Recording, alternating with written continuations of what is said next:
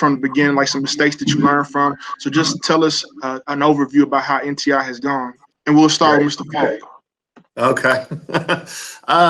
So yeah, this has obviously been a challenging time for our schools. We knew going into this that probably the absolute most important thing we could do first was set up a pretty robust communication network with our students and our families. We had done a pretty decent job of that through social media and then through our messengers and stuff like that. But it was illuminating to see some of the areas where we were a little bit vacant on that and having to shore that up. What I have found in this process that I'm most impressed with, and that I promised to share today when I talked to my department chairs about this yesterday, was just how absolutely proud I've been of our staff during this time. I mean, this is tough. This is tough on everybody. This is tough on families. This is tough on our students. This is tough on our staff members, tough on their families. But the absolute willingness for them to embrace this work and give it their absolute best shot has been awesome. And I think what has been most impressive to me is we have approached this from the standpoint that we will do no harm and that we must be a compassionate support for our families during this time. We're not here to be a barrier to kids. We're not here to be a barrier to our families, but as best we can to leverage the abilities we have to be able to support them. And it's been really awesome to see 150 staff members here at Iroquois embrace that idea, right? So, my context is I came to Iroquois right at the beginning of December. So there's a lot of newness for me, a lot of newness for my staff. And then a couple months in, this happens.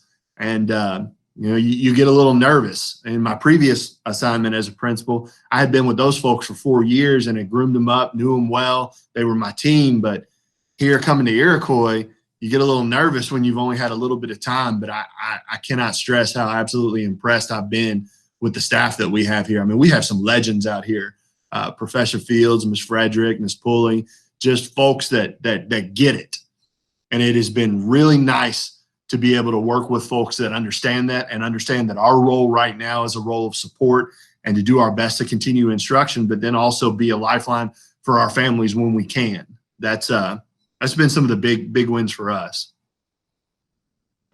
Mr. Green, yeah, there you go. Yeah. All right. So here's my sidekick here, my second grader. She has an knack for knowing when I'm working.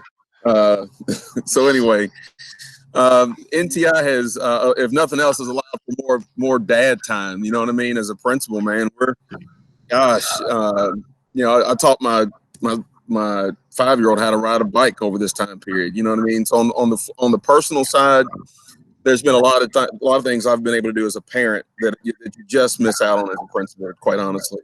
But in terms of running school and trying to help kids learn, like Principal Falk said, there's been a lot of ups and a lot of downs, but I think our ups far outweigh our downs. And any of the downs that we've had, we've overcome those with just common sense and treat kids right, and ultimately, the message that we've had from day one, Christy Rogers said to us, you got to come up with a vision for NTI. What's your vision? What's your plan for NTI?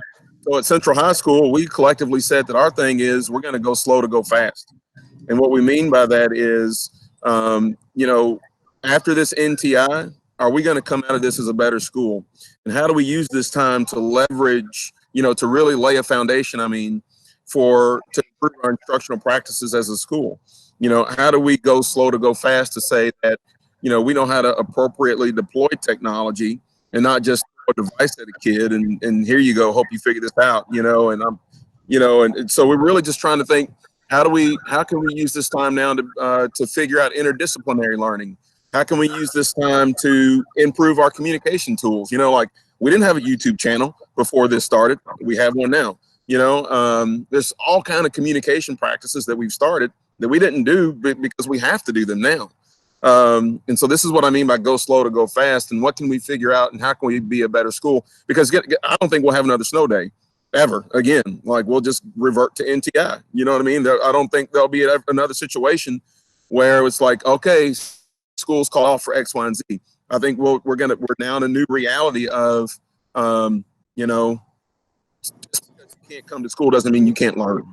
And so for that reason, at Central, go slow to go fast has been our motto. And how are we going to be a better school, you know, at when this is all said and done? You know, the few little hiccups we've had in terms of, you know, just trying to get every kid connected in some kind of way. We've had great support from the district with that. But by and large, any hurdle that we've met, we've been successful in overcoming it, and I think that we're a better school because of it. Can we, because Principal Green, what you touched on is actually kind of a place where we tend to end with these conversations, but since you've mentioned it, let's start there.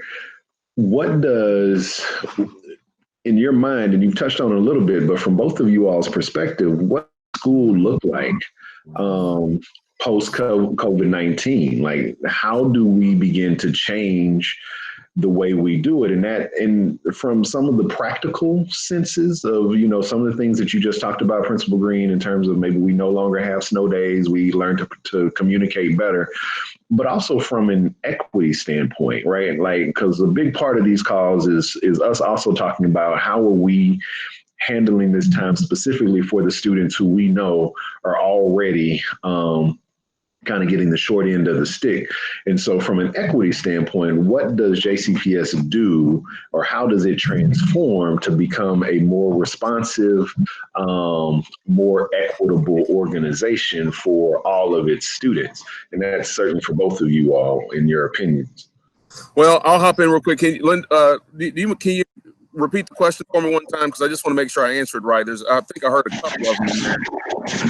Yeah. So how does JCPS, in a post, you know, once we're through this, how does JCPS transform? What does school look like so that it is more equitable, more responsive to those who frankly need it the most? I'll hop in there and kind of start an answer, and then in 30 minutes I'll have a better answer, you know, when the conversation's done. You know what I'm saying? You know how that works. But you know, I think that I'll give an answer from the district standpoint, and then for Central, you know, from the district standpoint, one of our pillars is racial equity. I think that, you know, anybody who has heard Marty Polio talk knows that man is about racial equity, and therefore our school district is about racial equity, specifically all types of equity. But we're intentionally addressing this issue of race head on, systemically as a district. And so I think that we're starting to see that commitment. And one of the things that Dr. Polio has said to principals, you know, is this whole idea around, look, there's some things that we've learned as a district. We need to try to figure out how to become one-to-one as a school district. How do we do that? You know, some answers, some questions I know that he's seeking to answer, you know, from a district level standpoint, because our district leadership is committed to racial equity. They're trying to answer some of those questions, you know. So I can't answer that on behalf of Dr. Polio, except to say that, you know, the district is committed to racial equity, and he has expressed to principals, hey, hold off on buying a bunch of Chromebooks because maybe the district will, you know, these sorts of things. And we're trying to find ways that we can, I'm not saying that's going to exactly happen, but I wouldn't be surprised if it does. Okay. But in terms of Central, what we're doing as a school is, you know, our racial equity plan, every school has to have a racial equity plan. Our racial equity plan on ACT achievement, straight up, you know, because it is the test of access. And the better a student does on the ACT, the more money they're going to earn through scholarships, the more universities are going to have available to them. We've tried to do through this NTI process is to say, when we come back to school face-to-face, whenever that is, how are we using this time again to go slow to go fast, to say, we're going to build on our racial equity plan, which is ACT achievement. So we're going to build now and say, we're using choice. So an example of this is we're using choice boards right now as a school. The district is using them and our entire faculty is using them. So if we continue with this model as a part of our instructional program, not the totality of it, but as a part of our instructional program, how does ACT achievement make its way onto our choice boards in a way that's real and relevant for students? And so like an example of that is, we always talk about, you know, teachers making their classrooms relevant for kids. Well, right now their classroom is their living room or their bedroom or their dining room, where they may, you know, have books with authors that look like them. You know, their classroom is more culturally relevant than it's ever going to be in some cases because they're at home, you know. And so for us at Central, we're asking the question, how do we capitalize on what's going on at home to influence our instruction? That's going to be a big shift for us moving forward. And how can we make it to where, you know, the teacher is not the end all be all of all sources of knowledge in the classroom? You know, and that's a big shift because I think everybody on this screen went to a traditional school setting where the teacher was the end all be all authority. But what we've learned through this NTI process is that, you know what, when you give kids choice, when you give kids agency, when you give kids a voice in their learning, when you capitalize on what's going on at home to master standards, then the learning is going to be, you know, pretty powerful. And that's, you know, that's our answer to, you know what, this is how we're going to attack racial equity from a school level. So that's kind of a long answer, but, you know, I hope that kind of gives you a picture of kind of our thinking, shift in thinking that we're trying to have at Central High School. I'll weigh in kind of similar to where Raymond is with a couple other things. One of the things I think that is at the forefront of our mind as a staff as we move forward to this is we're going to have some pretty significant deficits in some of the skill sets of our students as a result of this process. So we are really taking an eye next year and over this summer, you know, dependent and willing on what instruction looks like or what our guidance is from the governor on how we address that and being very intentional about how we build our master schedule. That'll look significantly different next year. And I would hasten to say probably for the following year, just due to some of the deficits that we have. I think we cannot underestimate this pandemic in terms of how it will impact kids. You know, I'll give my own daughter as an example. One of my kids is a 5-year-old. So that is a pretty critical developmental time. And I wonder, you know, how do we fill in those gaps when we come back? Now, some of the other things that we have pulled from this and learned from it is that online learning, I think we had a pretty rose-colored glass notion that every or most kids would have access to that, and that is not the case. And I think that is most felt in some of our schools, like my own, that we have some access issues. So then becoming constructive and creative about that has led to some really good conversations and some really good debate and even argument among leadership in JCPS at the high school principal level. And I think Ray would give a nod to that we've had some pretty good ones as a group on just how do we address this in a manner that is both fair and ethical for all students that are involved. And what we found is we are starting to be much more proactive in diversifying our resources, meaning, all right, we're going to give out 20,000 plus Chromebooks to students. We're going to look at free and reduced lunch. We're going to look at ECE access. That's a great start, but it's not enough when we talk about in terms of addressing equity and access in our district. And one of the positions that I take in this is that these battles are good and these conversations are good. And what it comes down to, hopefully, is that we have some significant policy change in terms of being able to increase access. And that access then begins to level the playing field on what our students are capable of being able to do. And we've made some great strides in that. I'll echo what Raymond or Mr. Green said. You know, we're fortunate we've got a superintendent that gets that. That has not always been the case, but that has been a consistent message since Dr. Polio took the helm. And it's been a consistent message from the Board of Education. And what that allows us to do, especially in this time, is we are consistently encouraged, be leaders, be innovative, take some risks, and do the right thing for kids. And I mean, that's what it boils down to. Now, it's difficult, don't get me wrong. And I'm sure we've made some stumbles along the way here at Iroquois, and I know we have as a district, but what it is allowing us to do is be able to challenge some of the older notions that we've had on what instruction necessarily looks like. And I'll give one quick concrete example. A big point of discussion here has been, what do grades look like? What does standards mastery look like? How do we know if a kid has attained this or that? And it has really forced a lot of people on my staff to kind of step back and say, if I'm teaching this course, what are the things that I wish a child to achieve? And now how do I have them learn that and demonstrate that in a non-traditional setting?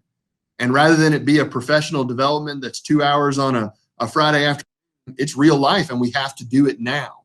So that's been good, because teachers and administrators, we've really had to learn a lot of this as we go.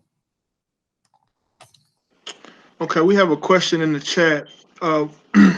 Seems like it's a parent who has a child and they're concerned that their workload is too easy.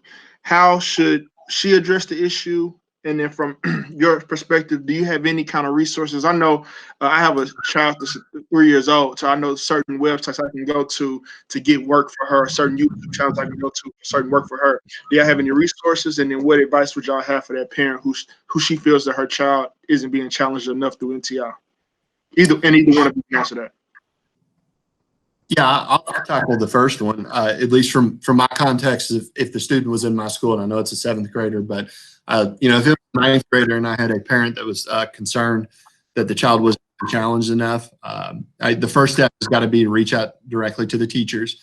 And if there's no satisfaction there, or the question is still lingering, reach out to the student counselor, assistant principal, or to the principal, and just have a dialogue and be able to, say, look at what we have going on right now. I don't think it's meeting the students' needs. Can we have a conversation about, increasing workload, adding additional work, whatever that may look like? That's always the best way. And it may sound like a kind of bad or simple answer, but having done this for 17 years, that's the best way to tackle that, is just interface directly with the school. And then, and sometimes it happens if the school is not receptive or doesn't interface quickly, leverage resources that you have, even with the Urban League or with the district, to say, this is an issue that I have and I need some help with. Yeah, I'll hop in there and just say that, Ms. Shipley, if your child is in 7th grade and needs more work to do, then when the application window opens next year, I'd love for your child to apply to Central High School. That sounds like a yellow jacket to me. I'm just saying. But no, seriously, Principal Falk is right. Then I think that, you reach out to that school. And I think that's the same answer for the second question, which is, how do we help parents who have learning challenges and have problems with their kids? The school has to be flexible. The message from day one here, from the top down, was that we have to be flexible with our families right now. In addition to being flexible with our families, the message that I have been preaching, and I know other principals have, is we will be judged by how we treat families during this time. We will be judged by how we treat families during this time. And so, if a family reaches out to the school for help, you know what? Look, I'm not breaking up any fights. I'm not chasing down a school bus right now. My job is to help families. Like, that's my job right now. That is the counselor's job. That's the mental health counselor practitioner's job. That is, I can go down the list. And so if there's a parent who's having an issue, then, our job is to help out and try to mitigate that problem as best we can, and as quickly as we can. And I also wanted to ask about ESL students and their families. Their parents may have trouble wrapping their minds around NTI. What kind of resources or support have y'all provided for and I know Iroquois has a lot. I'm not as familiar with Central, but how have you supported your ESL families during this time? Yeah, so that's close to 500 kids in our student body, which is near half. The first line of defense that we have, I'll give credit and compliment to my ESL teachers. I have some amazing ones that already had existing strong relationships with their kids and families. So they have been able to find avenues of communication that may have been there traditionally, that they may not be keyed into some of the other ways that we communicate. So their direct line of communication has been great. The second component of that is our bilingual interpreters and the bilingual interpreting office for the district.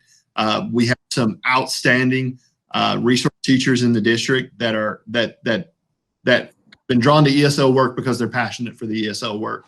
I'll give a specific shout out to Michelle Shorey at the district, a resource teacher who has liaisoned directly with our school to the point where she's calling kids with us, interfacing with families, using the language helpline that we have that has translators available, and then partnering with a couple of our community centers, La Casita, Americana, folks like that, to be able to reach out to our families, Catholic Charities and such.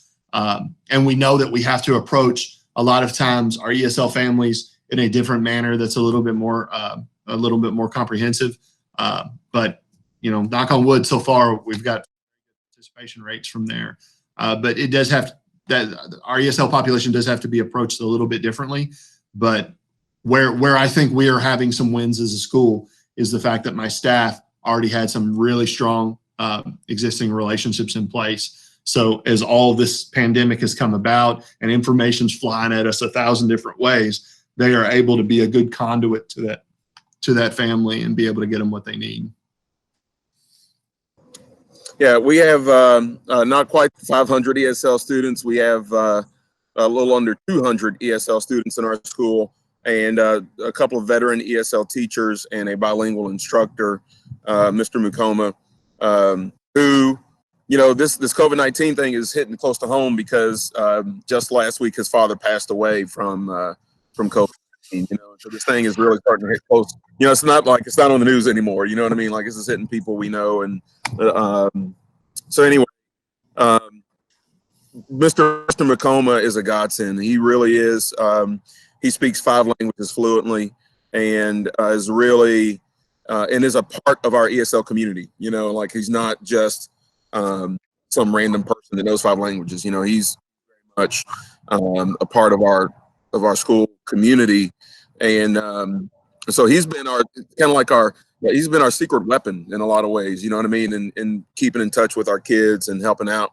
And then I want to add the thing that Rob said in terms of Michelle Shorey and her crew.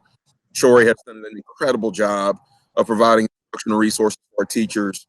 And if you don't have those, you know, the key now is, you know, this underscores the power of relationships. And if they weren't intact before this thing happened, then it really makes this much harder.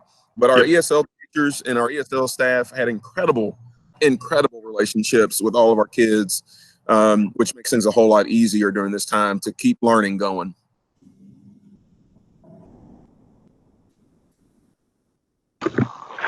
So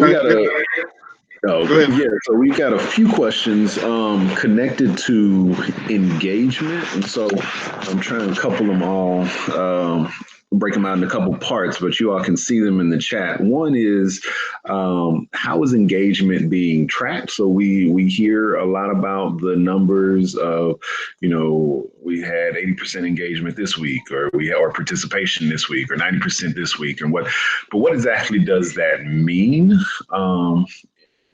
And so I guess we can start there and then move on to the other questions. What exactly does that mean? How is that being assessed?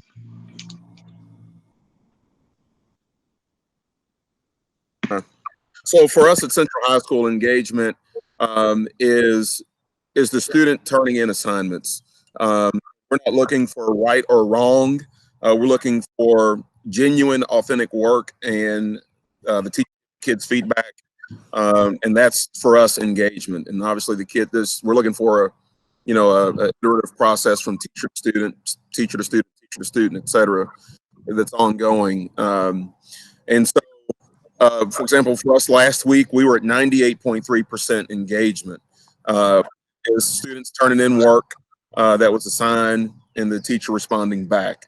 So it's not enough for the teacher to post something on Google Classroom and student open it. You know, like, that's not, we're not calling that engagement. Did the student turn in something of meaningful, you know? And so we're calling that engagement. And then for the students that we're not able to either get in touch with or engage with, then everything in our power to get in touch with those students and their parents. So engagement is defined as the teacher assigning, giving it a choice board, whether it's the district created choice board or one that they created themselves. That's our method of instruction right now. All of it's a choice board. And then is the student participating in that work for the week. And if so, then we mark it as engagement. We've got a document that we're using to track that. So it's like a living document. So as teachers make notes of who they're getting in touch with and not getting in touch with, then what happens is folks on our communication team, which is the majority of our classified staff, start making phone calls on Monday. All right, I see you did not engage on Monday. You know what I mean? Tuesday, that number gets a little less. Wednesday, that number's a little less. So it's very possible that by Friday, you know, some of our communication team may have called the same house every day that week, or tried some roundabout with that kid. And so that's been our method, and it's been successful so far. Here's my second grader from the Brown School here. So anyway, that's been our method, and we've so far found success. We have 4 seniors who are not on track right now, so we're working really, really hard. 4 out of 267. So get those 4 on track, then we'll be at 100%. So that's how we track our engagement. I think we're doing a pretty decent job of it, but we got to get those last few seniors in there. Yeah, I'll echo what Raymond said. Similar to us, where we look at our number one priority for us outside of kids turning in work and being engaged in the process is our seniors. Ray said he has 4. I've got 10 of 296 right now. And those are obviously some of the top priority that we get them to the finish line. I think in the chat, the question was also asked, how do we measure teacher engagement? I'll kind of walk you through what we do at Iroquois. My assistant principals traditionally would be evaluating and working with teachers, working with students, and handling discipline and the daily management of the building. Well, many of those things are off their plates right now. We don't have the daily discipline or the management of the building. So that allows them to then shift and audit what teachers are assigning online, be able to log into their Google Classrooms, see that they're connecting with kids, see that they're, we audited several of our online sessions or stuff like that teachers have put out there. So they have, what we did was we rearranged our building. Once this crisis hit, we moved out of academies back to content areas, and each AP has a content area and then a sub-content area, and that's their team. And they're in charge of being able to monitor that team with a counselor intact, connected to that. And much like Mr. Green said, a lot of our classified staff, like security guards, clerical, they are then deployed to those teams to be the first line of defense of, if this kid didn't engage, call the household, let's try to get a hold of them, let's find a way to be able to get them connected. And that's been a neat process for some of our folks that, may have had a more office-based clerical job that's now interfacing a lot with families. It's been a pretty cool process, and I do realize that sometimes we may be wearing some families out, that we're calling them 4, 5, 6 times a week, but that's just kind of where we're at is, we want to make sure that we know that we're visible and supportive, and that we want their student engaged in the classes that they're in. On the engagement piece, is that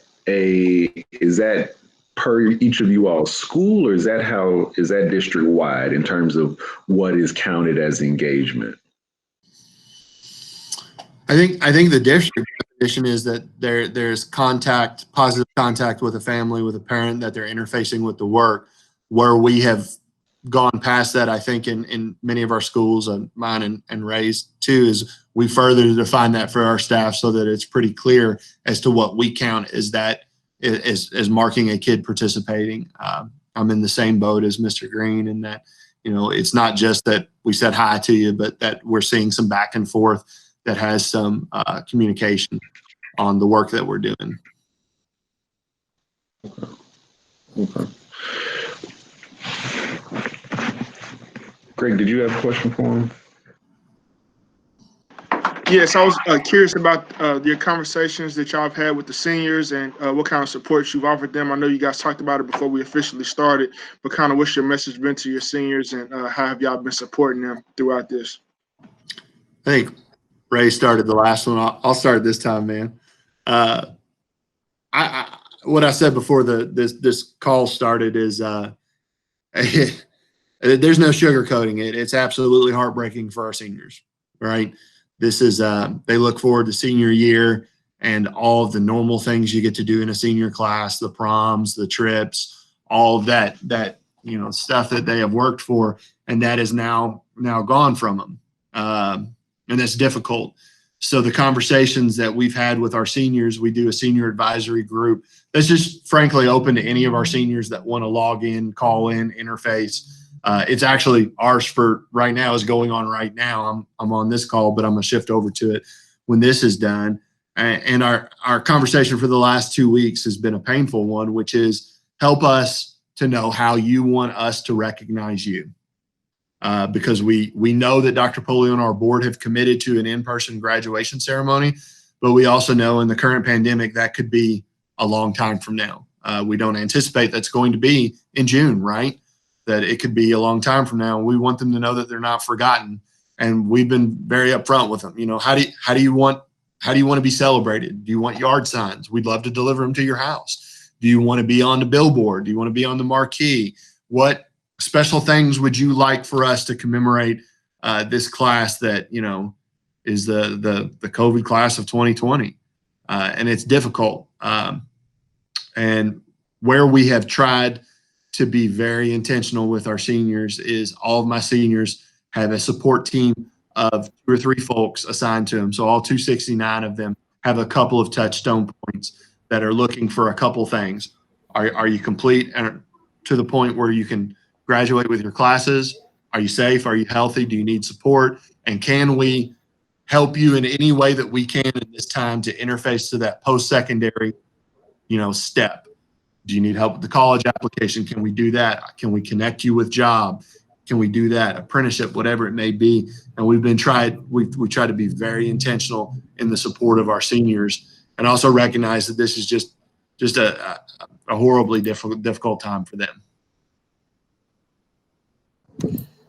Yeah, man, this senior class is a super special group. I mean, like, there was something in the water with this group. This is the second group of students I've gotten to see through all 4 years since I've been principal. And there's so many kids in this group that I can't call all 267 by name, but I sure can get pretty close.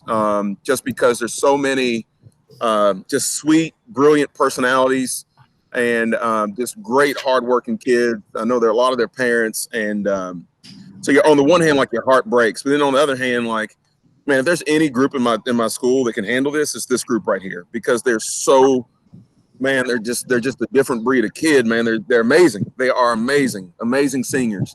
With that in mind, you know, our as a leadership team and as a school, we're saying, like, you know what, I mean, like, what can we do to make this special for them? So just like Rob said, you know, I know a lot of schools around town have signs, and you know, we're trying to think of other things that we're going to do. We've got some pretty good ideas of things we want to do over the next few weeks to celebrate them, you know, because, you know, again, everybody on the screen probably had the opportunity to walk across the stage, and we probably enjoyed it, but took it for granted.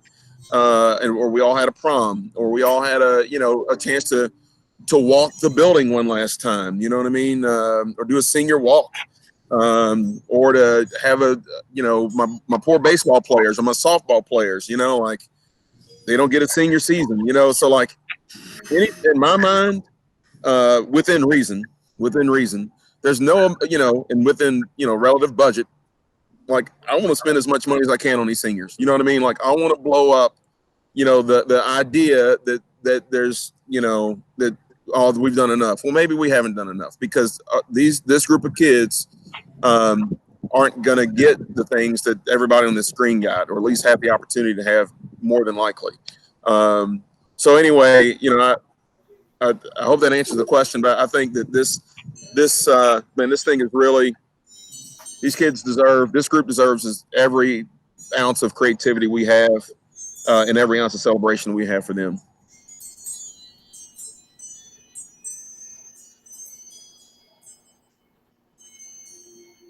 Greg, I think you're muted. Mute. I'm sorry.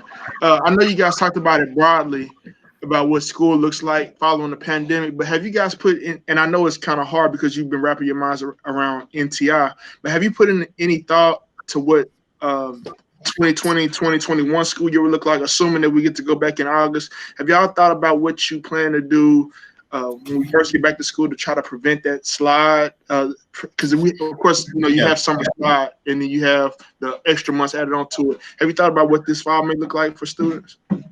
Yeah, we've spent a pretty significant amount of our time in meeting.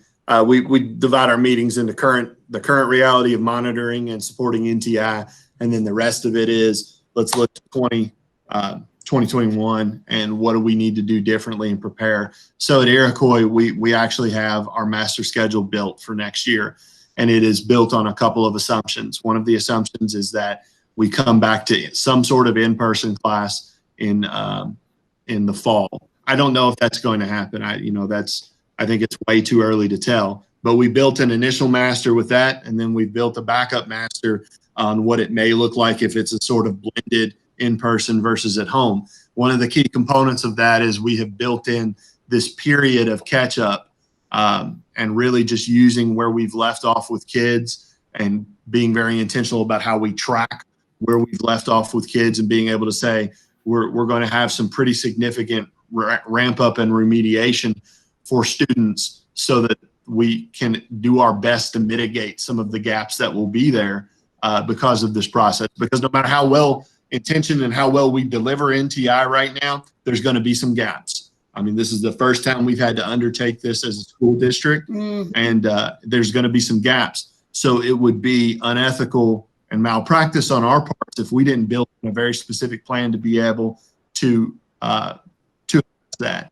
So we've been pretty proactive in building that into our master for next year. And we're going to augment that with some of our existing monies for either after school in person or after school virtual. And then we will probably run some Saturday schools, assuming that we're allowed to do face-to-face, or at least run Saturday virtual sessions so that we can give additional support to our kids when it comes back. A lot of it, I mean, like I've said, a lot of it's premature. We don't know. But we will be prepared with either a traditional for in-person schedule that has that built in, or we'll be prepared with some sort of modified schedule to be able to support that. Yeah, and I'll just kind of echo what Rob said, but add on that, for us, we're trying right now to say what's the most efficient but effective way to diagnose quickly what does a child know and not know relative to what's essential, right? And that's where you got to start. What do you know? Where do we need to, and then, have to quickly we already know what our essential standards are. That's this kind of basic professional learning community, or this kind of basic teacher practice one-on-one. Like, what are the essential standards that a child has to know? And then if we know where the kid is in relative to those essential standards that we're held accountable for, then we can build a plan personalized for a child or for groups of students and move them through efficiently over the school year. So, even though I'm sure there'll be grading periods of some length of time, because we don't know when school's going to start. We don't know what the grading period is going to look like. There's still a lot of unknowns. We're thinking more in terms of when we come back face to face, or let's say for that matter, you know what? Maybe we don't come back face to face. Maybe we start school virtually. Who knows? We don't know. We really don't know. And these are the kind of things. So we have to be able to think and plan for all sorts of unknowns. But the one thing we do know is we have to find out what do the kids know, and then how do we move them quickly from there. Those are the two big questions that we're trying to answer right now as we think about, and again, not to beat the dead horse, but I want to go back to that earlier thing of go slow to go fast. There are things that we're learning right now about how we can leverage technology appropriately to accelerate learning, and so if there's a way that we can diagnose where a child is quickly, and really think about it like a hospital and less like an assembly line, like the hospital, everybody doesn't get chemo treatment at the hospital. You know what I mean? Only the ones who really need it get it. So not everybody's going to need the same amount of seat time for conjugating verbs. How do I get those kids that so that the other kids who need to solve for X can do that? And then let's move on from there. Let's move. Oh, you got it? Okay, let's move from there. So this is why we're going slow right now, to really try to say, man, how can we really get good at this technology thing so we use it the right way and not just as a free for all and everybody's going to get the same treatment. Well, everybody doesn't need the same treatment, right? So that's driving our thinking right now with trying to plan for next school year. And I'm going to add on to what Raymond said there, because I think it is an incredibly salient point that needs to be underscored. Is if there is a silver lining to this crisis from an educational standpoint, and from my perspective, one of it is that it forces us, not in a thought experiment or in a professional discussion, but it forces us in a real world situation to shift away from that assembly line model. If we truly want to reach kids and be able to move them, we have to be in a position where we can diagnose and then prescribe what a student needs. This is forcing us to think in that manner and do it in real time. I'm not saying that we're doing it great or perfect yet, but what it is forcing us to do is actually tackle that on a huge level. And from doing that, we learn a lot of those pain points and things that misconceptions we may have had about approaching that and how to do it better. And I think that is terribly important. And I think that will be a skill that as a district will only make us better. I know for our staff, that's one of the things they've said is this is forcing me to have a lot more one-on-one specific time with students as opposed to the model that we've had in the past. And I think if nothing else, we'll be able to take that and learn from it. We've got one more question from the chat, and then I'll end. I have two questions that I'd like either of you to respond to. But from the chat, can you clarify what grading looks like at the high school level during this time? Yeah, so the student's grade cannot go down from whatever the grade was on March 13th. That's when we were last together as a school district. So the student's grade cannot go down, number one. The student's grade may go up as a result of their work completed during this NTI period. In addition to that, the student's grade may convert to an incomplete if they did not complete the coursework that the teacher prescribed during this time period. That incomplete would be remedied later on through potentially ESS, summer school, or some other method of completion. And I know that Rob used this language a little bit ago. Do no harm is really what's driving the grading. So with that in mind, as the principal, we actually have relative limited authority on the teacher's grade book. However, we can give some strong guidance on that.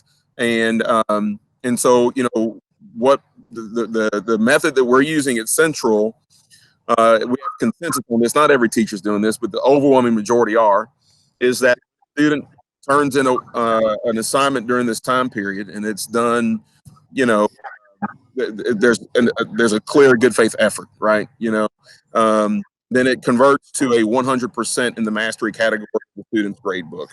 So obviously, if you start racking up a bunch of hundreds, your grade is going to go up, which is just fine. There's district, back to the earlier question on the equity, there's school districts in this country who are giving every kid an A. Okay. Just think about this for a second. There's school districts in this country giving every kid an A during this time period. And so one of the questions I ask my teachers are, we unintentionally hurting our students' competitive stance against other kids in this country who are getting inflated GPAs during this time, right? So this is something to think about too from an equity standpoint. We don't want our grading practices to inequitably negatively affect the child. And so for that reason, the child's grade, actually, whatever they turn in, it's going to help out their grade. And so that's kind of the route that we're going here. And if they're not participating during this time period, then it becomes an incomplete. And the message that I gave the students was, my weekly message, I've done this maybe 2 weeks now, is do the work now or do the work later, but you're going to do the work, so do the work now, because there's never a better time than right now to do it. Go ahead and knock it out. And I think that's helping us see why we have, such a high participation rate, because kids get it. They're like, you know what? No, I can do this work right now, or I can do it in the summertime. Well, why about I do it right now? And so for us at Central, from a grading standpoint, it's all been nobody's grades going down. Your grade same or go up or convert to an incomplete. Raymond nailed it. We're in the same boat at Iroquois. 13th, your grade was frozen and it could only increase. What I have preached consistently to my staff and has been echoed by my assistant principals is that this is not a time to live or die on the hill of the grade book. It's just not. It's not fair to kids and it's not fair to families. So in that instance, it is more important that we spend time connecting with kids and understanding where they're at and helping them and being a support as much as possible, as opposed to I present the material, you take a test, that's what you got, we're done. It's got to be a much more nuanced conversation with that. And it's got to be a much more kid-specific base with some very, very specific attention to our seniors. It's like Raymond said, you know, there are districts in this country that are giving A's to every kid or it's done. And that it becomes a complex question that we've had as a high school group is, are we doing a disservice to our kids when it comes down to that, when they're applying for scholarships or college or competitive internships or whatnot? So our guidance to our staff has been that you have to shift the mindset away from how we've done it in the past. And it has to be that we are here as a support to our kids and we are more interested that they are wrestling with the content, tackling it, and trying to improve than a static grade. I don't see this time as being relevant spent that we die on the hill of the grade book. I want to add on to that real quick too, and just say, you know, this topic of grading, we said very early on that we're not concerned with grades right now necessarily, but more with learning.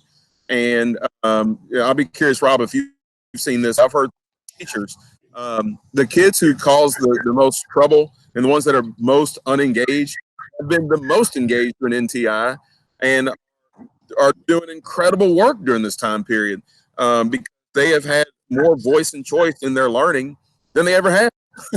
And so, No. you know, so like when we have focused less on grades and more on learning, guess what the outcome has been? You know, like you get more learning. You get more learning. You know, it's been a powerful thing. It really is. And I'll tell you, I mean, I Raymond knows this, but I think I'm probably a radical in some of this thoughts on grading. I don't mind to say it. I would love to be able to do school without grades. I would love the focus to be on learning consistently and always. I would love the opportunity. I mean, I've preached for years as a principal that in no other circumstance can I find a place where you take a test and you're done and you didn't get it and we move on. I mean, how many people on this call have taken a driver's test more than once? How many people here have taken the ACT more than once? How many people here have taken a certification at work more than once? If you're in the military and they give you a fitness test, or you're in an MOS, they're going to say, do these things. And if you don't do it, they're going to remediate you and get you to the point and the standard that they want so that you can pass it. My God, how interesting would it be if that's the way we approached education? And there is a part of me that in all of this process has been nice that we're forced to look at that in a much more real world way. And I'm not necessarily saying we need to get rid of every grade. I'm not trying to go too far off into the wilderness on this, but it does allow us as educators to take a step back and say, let's focus on the content we want to teach them. You know, I'll give you a very concrete example. Linda Pulley, probably one of the most legendary teachers in Louisville, one of the most outstanding band and music teachers. I asked my staff, I said, give me some things that I can highlight about our kids while I'm on this call. And I'm looking at this email and she's got kids that have been doing a virtual ensemble band arrangement with Brahms Sonderman at the Breton Park College and their wind ensemble. And she sent me some recordings of these kids doing this work. There's no grade attached to it, nothing. It's just they get to experience some amazing stuff with other student leaders across the country and learn how to play their wind instruments. That's awesome, right? And when they're free to do some of that, we get to see some of this amazing stuff. And I just think that we can walk away from this experience. And if our mindset hasn't shifted a little bit, then we weren't paying attention. So Hey, Rob, for a minute, man, I thought you was about to start preaching, man. We're gonna take up all. exactly. Telling you. So, Raymond, you know where I'm at on that though, man. so Principal Falk, though, that gives me, and this wasn't my other question, but I have to ask you to. And Principal Green, we've had this conversation in meetings that you and I have sat in. Is how does the district begin to institutionalize these types of equitable practices, these types of ideas around a focus on learning and not grading? Because it's great to say, oh, that's happening at Central, oh, this is happening at Iroquois, and to kind of lift up these spots where these types of techniques or these types of learnings are happening. But we know, and the data tells us, that this isn't an across the board thing. And so obviously you all aren't necessarily the people who are going to make these decisions, but I'm asking you all as thought leaders in the organization, how does the district begin to institutionalize these types of things so that they are not necessarily the exceptions, but they become the norm and the rule, part of the foundation of how JCPS does schooling from pre-K through graduation? I think the first step is, I see Raymond put it in the chat and it pulled it right out of my head, is policy. So a couple of years ago, we passed this racial equity policy, which was a bold statement. Bold statements are great, but let's see what they actually happen in practice. And as a result of that policy, we have had some significant changes in how we do things in the district. I'm not saying it's enough, and I'm not saying we're there yet, but when we have leaders at the Board of Education and our superintendent that are willing to take those sorts of steps and commitment and then hold us accountable to it, that forces change. So what I would say is we have had some really good stuff as a district that is moving us in that right direction outside of just the racial equity policy. I take the backpack of success skills. I know that can be interpreted in a variety of ways, but in essence, it requires a student to stand up, demonstrate and defend and discuss what they have done to get to the point to transition from from middle school to high school, from fifth to middle school, and then from senior on into life. For me, that replaces any grade in a grade book when a student can stand up and articulate, this is how I have been prepared. These are the things I'm passionate about. These are the relevant experiences that I've had that have prepared me for life as a culturally competent citizen, as a global citizen, as someone who is a collaborator and engaged in my community. I think those are the right steps. And the more we support policy like that, and we support visionary leaders, and I don't mean just principals, I mean visionary classroom teachers, visionary students, and we put that out at the forefront of our work, the more that change has a snowball effect. And we have got some amazing, amazing folks in this district that are doing awesome work, that live and breathe the work. It is a matter of celebrating and highlighting them, determining what they're doing, and then wrapping that into a policy, and then training the heck out of everyone. And we've had some really good work in that over the past couple of years. I give a shout out to the DEP department, that put together this call. John Marshall will flat out say he's unapologetic, and he's unapologetic about the training that he gives out to staff. And I think that has done a wealth of good over the last couple of years, and forces us as a school district to confront some of our shortcomings and some of the way we've done business for 30, 40 years, while also realizing that this city changes slowly. I think we all know that, but change requires some bold movements. Yeah, I think it boils down to those items that I put in the box there. Policy, because without policy, then people can opt out, but you can't opt out of policy, right? And then if you're gonna have a policy, you have to support that policy. Greg Van, your position didn't exist 5 years ago, because what I mean, like, and that whole department, was the shadow of what it is today. But it wasn't until somebody said, you know what, this all sounds good, but let's make it a policy.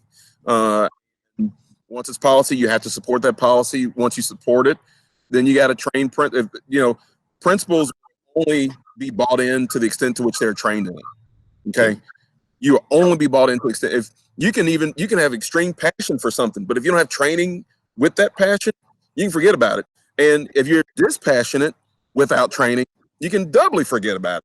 So you have to be able to train the person in charge of running the building. And once those people are trained, then we can start to have conversation with our lead teams, with our ILT, our leadership teams, our lead teachers, with our student councils on, okay, we've got this policy. Here's what's important. Here's what it is. Now help me come up with a plan on how we're going to implement this for our campus. You know, that's really, in my opinion, the principal's job. Here's the policy. Help me, team, come up with a plan for our campus and our context to make this thing come to life. But to answer your question, Mr. Pryor, I think it starts with the policy. And so, you know, and I think that Dr. Polio's doing that. I really do. Even before NTI happened, he was already looking at things like school start time. You know, everybody does not need to start school at 7:40 in the morning. We know this. We know this, you know. So why do we keep doing it? Well, let's change the policy on school start time. You know, and that's something that may have come sooner, you know, if we weren't doing NTI. I don't know when it'll come down the pike, but we can keep going down that list of things that we know that we do systemically and structurally that haven't changed in 50 years. They haven't changed. Why? Why haven't they changed? So address those things through policy first, and then support people through training and resources to make that policy come to life. And I would add one more thing onto that too, if you don't mind, if we got time, is highlighting and showcasing the leaders that are doing this work and giving them platforms to speak. I'll give you a perfect example is one of my assistant principals, Dr. Toet et al. There are few people as passionate and that are as experts in equity work in this district. And one of the things that I have been so impressed with over the past 4 years is the amount of time and exposure that she's been given by the district. And that is intentional, right? It's not just, oh, well, she knows her thing. We'll give her an opportunity to speak.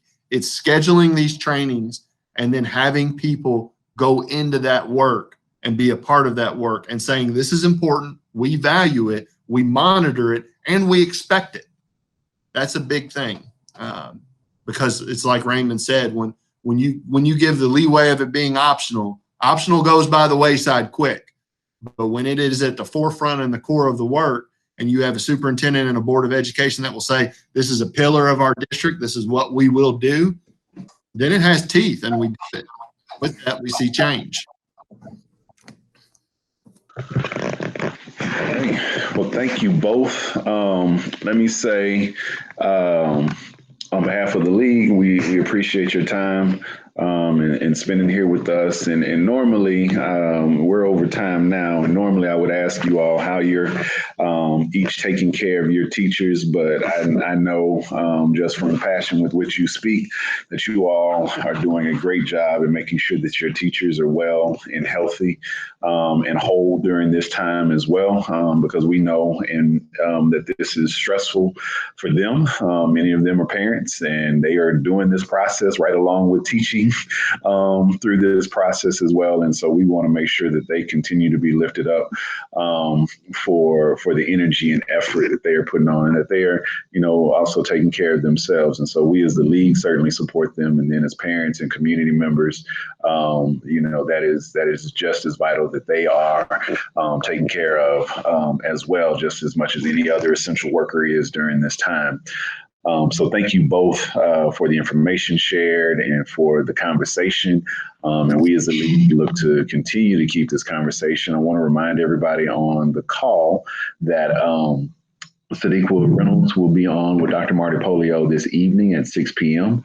On Facebook Live. And so they'll be having a conversation about a lot of these same things and mostly looking to the future about what does JCPS and what does school look like for our kids post-COVID-19, and how can we get better? How do we continue to close the gap? How do we continue to move students forward? And how do we innovate in new and exciting ways? And so please tune in. You can ask questions there through the Facebook chat and speak directly with them during that time as well. Finally, I'll just let everybody know again, we do this every day, Monday through Friday, this HUGS call. So please let folks in your community know if people are needing resources right now, food, other types of assistance, put them on the call. They can ask their question. They can certainly always visit the Urban League's website or call us. We still have folks answering phones. We're still open. So please put them in contact with us through one of those avenues, and we will do our best to assist in whatever way is possible. We thank each of you who was on the call with us for your time and for participating with us. Continue to stay safe.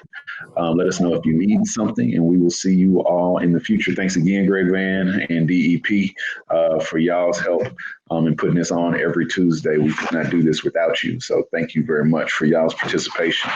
I just had one question before I tweet it out. I need to know who to give it credit to. Who said we will be judged by how we treat families at this time? Marty Polio. Okay. Yeah. Man's legit, man. He doesn't waver. The public face is the same as the face that we have in principal meetings. I mean, he's been 100% about it. And it's nice. It's nice. It's nice having a guy who gets it. Awesome. Well, thank you all. Enjoy the rest of your day. Like I said, we hope to see you all this evening and hopefully another time on this call. Y'all take care. Thank you. Raymond, we'll see you, man.